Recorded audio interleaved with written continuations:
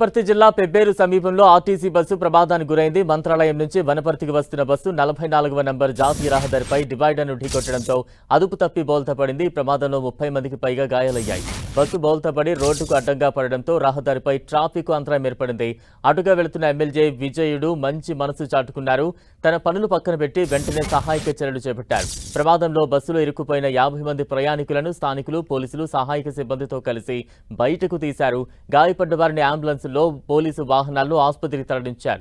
క్షతగాత్రులు వీలైనంత త్వరగా వైద్యం పొందేలా అధికారులతో మాట్లాడి పెబ్బేరు ప్రభుత్వ ఆసుపత్రి వైద్యులతో మాట్లాడారు.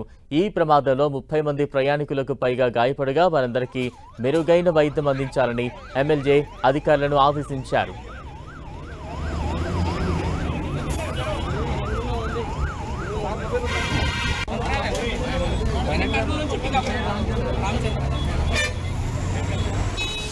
వనపర్తి జిల్లా పెబ్బేరులో ఘోర రోడ్డు ప్రమాదం చోటు చేసుకుంది.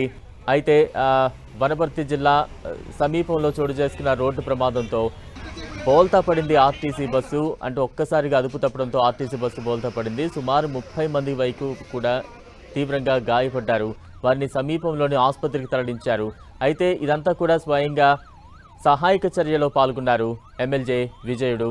బస్సులో ఇరుక్కుపోయిన ప్రయాణికులను కూడా సురక్షితంగా బయటకు తీసుకొస్తున్న దృశ్యాలు చూస్తూ ఉన్నాం. పోలీసు వాహనాల్లో అక్కడి నుంచి క్షతగాత్రులను ఆసుపత్రికి తరలిస్తున్న దృశ్యాలైతే ప్రస్తుతం మనం చూస్తూ ఉన్నాం.